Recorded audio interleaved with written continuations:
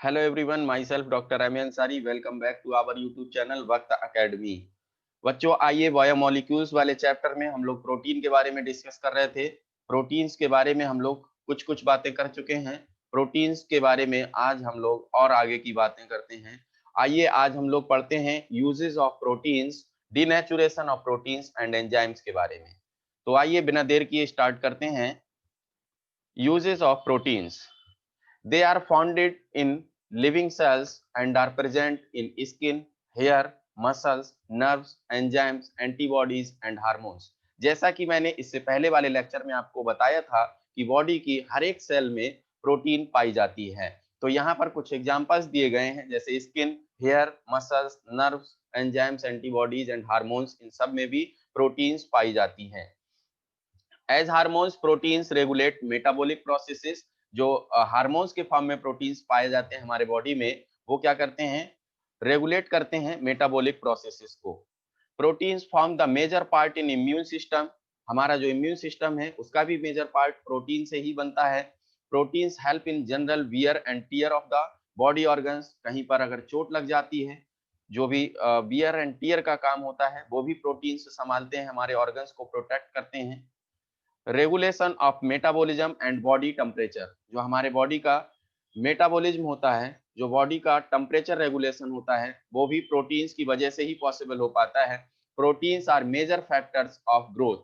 हमने पढ़ा था पीछे कि जो प्रोटीन्स होते हैं वो ग्रोथ एंड डेवलपमेंट में हेल्पफुल होते हैं। डीनेचुरेशन ऑफ प्रोटीन्स की बात करते हैं। प्रोटीन्स का डीनेचुरेशन का मतलब क्या होता है? कब हम बोलते हैं कि प्रोटीन का डीनेचुरेशन हुआ है? Proteins found in a biological system with a unique three-dimensional structure and biological activity is called a native protein। उसको क्या बोलते हैं? नेटिव प्रोटीन बोलते हैं।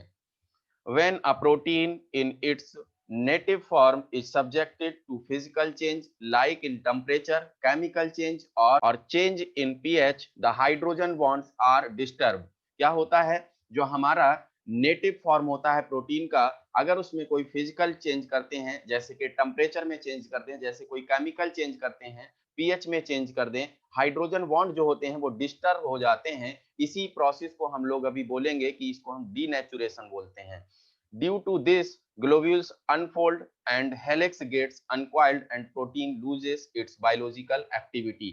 जब हम चेंज करते हैं तो चेंज करने पर जो हमारे ग्लोब्यूल्स होते हैं वो अनफोल्ड हो जाते हैं, हेलिक्स जो होते हैं वो अनकॉइल्ड हो जाते हैं, और प्रोटीन की जो बायोलॉजिकल एक्टिविटी होती है उस बायोलॉजिकल एक्टिविटी को प्रोटीन्स क्या कर देते हैं? लूज कर देते हैं। इसी प्रोसेस को हम लोग बोलते हैं denaturation of protein.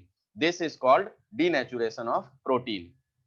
During denaturation, secondary and tertiary structures are destroyed, but primary structure remain intact।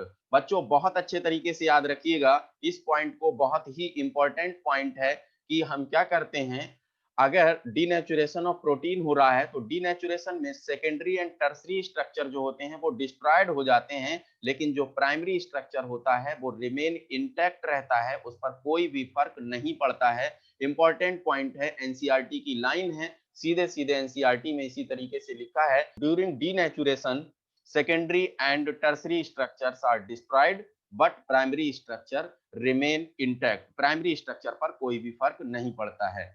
The coagulation of egg white on boiling is a common example of denaturation। जो हमारा कॉमन एग्जाम्पल है वो egg white का example हम लोग लेते हैं। जब हम एग को बॉईल करते हैं तो एग को बॉईल करने पर जो एग व्हाइट होता है वो कोगुलेट हो जाता है, तो उसको हम बोलते हैं कि ये डीनेचुरेशन ऑफ प्रोटीन हो गया। तो ये डीनेचुरेशन ऑफ प्रोटीन का एग्जाम्पल होगा। Another example is curdling of milk which is caused due to the formation of lactic acid by the bacteria present in milk. जो मिल्क में लैक्टिक एसिड बैक्टीरिया पाया जाता है, उस लैक्टिक एसिड बैक्टीरिया के पाए जाने की वजह से जो हमारा मिल्क होता है वो कर्ड में कन्वर्ट हो जाता है। इसी प्रोसेस को हम लोग क्या बोलते हैं? कर्डलिंग ऑफ मिल्क बोलते हैं, और ये डीनेचुरेशन ऑफ प्रोटीन का एग्जाम्पल होता है। तो इतनी बातों को आप लोगों ने अच्छे तरीके से समझा। अब हम लोग बात करते हैं एंजाइम्स के बारे में कि जो एंजाइम्स होते हैं वो क्या होते हैं। एंजाइम्स जो होते हैं जनरली उनको हम लोग बायोकैटालिस्ट बोलते हैं। Life is possible due to the coordination of various chemical reactions in living organism। various chemical reactions in living organism की वजह से लाइफ पॉसिबल होती है।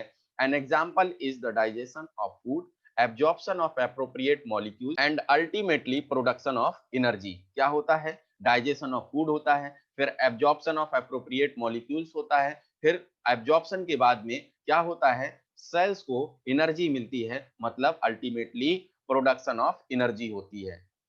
This process involves a sequence of reactions and all these reactions occur in the body under very mild conditions। ये सारी की सारी reactions जो होती हैं हमारे बॉडी में माइल्ड कंडीशंस में होती हैं। किसमें होती हैं बच्चों? माइल्ड कंडीशंस में होती हैं। This occurs with the help of certain biocatalysts called enzymes। तो पूछा जाए कि एंजाइम्स क्या होते हैं, तो एंजाइम्स आर द बायोकैटालिस्ट। क्या होते हैं? Enzymes are the biocatalyst. Almost all the enzymes are globular protein. बड़ा इंपॉर्टेंट पॉइंट है बच्चों, बहुत ही इंपॉर्टेंट पॉइंट है, याद रखिएगा कि जो भी एंजाइम्स होते हैं वो ग्लोबुलर प्रोटीन का एग्जाम्पल होते हैं। किसका बेटा? ग्लोबुलर प्रोटीन का एग्जाम्पल होते हैं। Enzymes are very specific for a particular reaction and for a particular substrate। तो याद रखिएगा कि जो एंजाइम्स होते हैं वो स्पेसिफिक होते हैं फॉर अ पर्टिकुलर रिएक्शन। ये नहीं कि कोई भी एंजाइम उठाया और किसी भी रिएक्शन में यूज कर लिया, ऐसा नहीं होता है। पर्टिकुलर रिएक्शन के लिए स्पेसिफिक एंजाइम की रिक्वायरमेंट होती है। The non-protein component of enzyme molecule is called a prosthetic group। जो भी हमारा एंजाइम होता है उसमें नॉन प्रोटीन पार्ट जो होता है उसको हम लोग क्या बोलते हैं? प्रोस्थेटिक ग्रुप बोलते हैं। जो प्रोटीन पार्ट है वो तो आपका एंजाइम हो जाएगा, और जो प्रोटीन पार्ट नहीं है उसको हम क्या बोलेंगे? प्रोस्थेटिक ग्रुप बोलेंगे। अभी हम लोग कोफैक्टर और कोएंजाइम्स की भी बात करेंगे कि उनको क्या बोलते हैं। बच्चों एक एक नंबर के छोटे छोटे क्वेश्चंस आपके बोर्ड में ये पूछे जाते हैं, और आपके नीट और आईआईटी जैसे एग्जाम में क्या होता है? ऑब्जेक्टिव टाइप क्वेश्चन बना करके पूछ लेते हैं कि non protein component of enzyme molecule is called. तो क्या होगा? प्रोस्थेटिक ग्रुप होगा। आइए अब हम लोग और आगे की बात करते हैं। The prosthetic group that is covalently bonded with the enzyme component is called cofactor। जो prosthetic group होता है वो covalently bonded होता है एंजाइम के कंपोनेंट के साथ में, उसको हम लोग कोफैक्टर बोलते हैं। क्या बोलते हैं? कोफैक्टर बोलते हैं। आई होप आपको कोफैक्टर और प्रोस्थेटिक ग्रुप क्लियर हो गया होगा। आइए अब कोएंजाइम की बात करते हैं। The prosthetic groups attached to the enzyme at the time of reaction is called coenzyme। मतलब रिएक्शन के टाइम पर जो प्रोस्थेटिक ग्रुप होता है वो एंजाइम से अटैच होता है, तो उस टाइम उसको बोलते हैं कोएंजाइम। क्या बोलते हैं बच्चों? कोएंजाइम बोलते हैं। तीनों टर्म अच्छे तरीके से क्लियर रखिएगा। किसको हम प्रोस्थेटिक ग्रुप बोलेंगे, किसको हम कोफैक्टर बोलेंगे, किसको हम कोएंजाइम बोलेंगे। They are generally named after the compound or class of compound upon which they work। ये इनका नाम जो है हम क्या करते हैं? कंपाउंड के नाम के बाद में देते हैं, या क्लास ऑफ कंपाउंड जो भी है जिस पर ये काम कर रहे हैं उसके बाद में देते हैं, और इनके नाम के लास्ट में एज लगाते हैं। Sometime enzyme also named after the reaction in which they are used। कभी कभी जो रिएक्शन में पार्टिसिपेट कर रहा है एंजाइम, जिसकी वजह से रिएक्शन हो रही है, उस रिएक्शन के नाम के बाद में देते हैं इसका नाम। एग्जाम्पल लेते हैं यहाँ पर, the enzyme which catalyze the oxidation of one substrate with simultaneous reduction of another substrate are named as oxidoreductase enzyme। उसको क्या नाम देंगे? oxidoreductase enzyme नाम देंगे। the enzyme name and the age। बताइए एंजाइम का नेम जो होता है लास्ट में क्या रखता है? एज रखता है, उसमें एज जोड़ा होता है लास्ट में, है ना। चलिए C12H22O11 जैसे ही लिखा आप लोग समझ गए होंगे कि ये सुक्रोज है। क्या है? सुक्रोज है, या माल्टोज भी तो बोल सकते हैं। यहाँ हम लोगों ने माल्टोज लिया क्योंकि सुक्रोज और माल्टोज का फार्मूला क्या होता है? सेम होता है। यहाँ पर हमने H2O लिया, मतलब माल्टोज की हम कर रहे हैं हाइड्रोलिसिस। क्या कर रहे हैं बेटा? हाइड्रोलिसिस। एंजाइम यहाँ पर हम यूज कर रहे हैं माल्टेज, और आपको पता है जब माल्टोज की हाइड्रोलिसिस माल्टेज एंजाइम की प्रेजेंस में होती है तो दो मॉलिक्यूल ऑफ ग्लूकोज का फॉर्मेशन होता है। तो यहाँ पर 2 मॉलिक्यूल्स ऑफ ग्लूकोज का फॉर्मेशन हो गया, है ना। चलें, अब ये जो माल्टेज है वो क्या है? एंजाइम है। यहाँ पर क्या है? एंजाइम है। Enzymes are needed only in small quantities for the progress of a reaction। Enzymes की बहुत ज्यादा रिक्वायरमेंट नहीं होती है, इनको स्मॉल क्वांटिटी में यूज किया जाता है किसी भी रिएक्शन के प्रोग्रेस के लिए। Similar to the action of chemical catalyst, enzymes are said to reduce the magnitude of activation energy। क्या करते हैं, ये एक्टिवेशन एनर्जी को रिड्यूस कर देते हैं by providing N alternate pathway. आप लोगों ने केमिकल काइनेटिक्स वाले चैप्टर में पढ़ा भी था, जब हम लोग रिएक्शन पढ़ते थे तो वहां पर क्या होता था, एक्टिवेशन एनर्जी जो होती थी उस एक्टिवेशन एनर्जी को रिड्यूस कर देते थे by providing N alternate pathway. Examples की बात करते हैं, the activation energy for acid hydrolysis of sucrose is 6.22 kilojoule per mole, while the activation energy is only 2.15 kilojoule per mole when hydrolyzed by the enzyme sucrase। अगर हम normally reaction कराते हैं, without enzyme reaction कराते हैं, तो इसमें जो activation energy की जरूरत पड़ती है वो 6.22 किलोजूल पर मोल की होती है।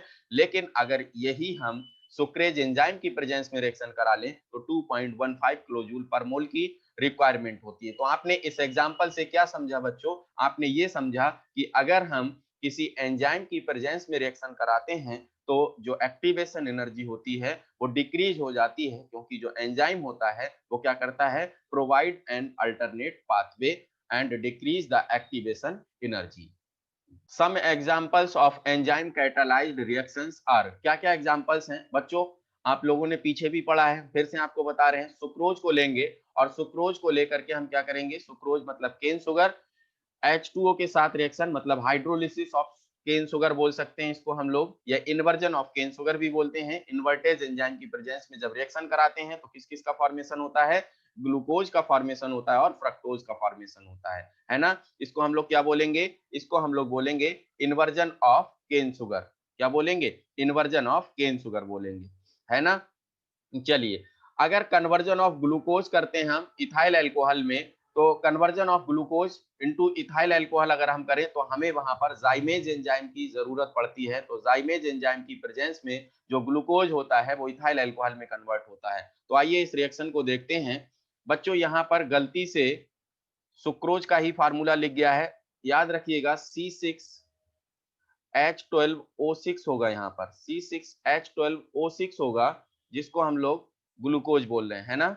C6H12O6 होगा ग्लूकोज। इसकी रिएक्शन हम लोग जाइमेज एंजाइम की प्रेजेंस में करेंगे तो इथाइल अल्कोहल का फॉर्मेशन होगा। किसका फॉर्मेशन होगा बच्चों, इथाइल अल्कोहल का फॉर्मेशन होगा। आइए अभी तक हम लोगों ने जो भी कुछ पढ़ा इस पर कुछ एमसीक्यूज देखते हैं। कोआगुलेशन ऑफ एग इज, क्या है, डिनेचुरेशन ऑफ प्रोटीन है, फॉर्मेशन ऑफ प्रोटीन है, फॉर्मेशन ऑफ विटामिन है, डिनेचुरेशन ऑफ विटामिन है। बताएं जल्दी से, कोआगुलेशन ऑफ एग्स इज क्या है, डिनेचुरेशन ऑफ प्रोटीन है, हमने आपको ये एग्जांपल दिया था। सेकंड क्वेश्चन है, enzyme used in conversion of glucose two ethyl alcohol, कौन सा एंजाइम यूज करते हैं, अभी तो आपको बताया जाइमेज एंजाइम यूज करते हैं, तो इसका सही आंसर होगा जाइमेज। तो ये था बेटा प्रोटीन के बारे में और एंजाइम्स के बारे में। हम लोगों ने पिछले 2 लेक्चर्स में प्रोटीन और एंजाइम्स को कवर किया। आई होप आप लोगों ने इसको अच्छे तरीके से एंजॉय किया होगा, अच्छे तरीके से समझा होगा। अगर आपको ये वीडियो अच्छा लगा तो आप वीडियो को लाइक कर दीजिए, अपने फ्रेंड्स के साथ इस वीडियो को शेयर करिए, ज्यादा से ज्यादा लोगों तक इस वीडियो को पहुंचाइए। और आपके लिए मैं सीरीज ऑफ लेक्चर्स लेकर आता रहूंगा। आप लोग अगर चैनल पर पहली बार आए हैं तो चैनल को सब्सक्राइब कर लीजिए, बेल आइकन को प्रेस कर लीजिए, जिससे कि आने वाली वीडियोस के नोटिफिकेशन आप तक पहुंचते रहें। बच्चों अगले लेक्चर में हम लोग बात करेंगे विटामिन के बारे में। तो आई होप आप लोग इस लेक्चर को अच्छे तरीके से एंजॉय किए होंगे। Thank you so much for watching the video.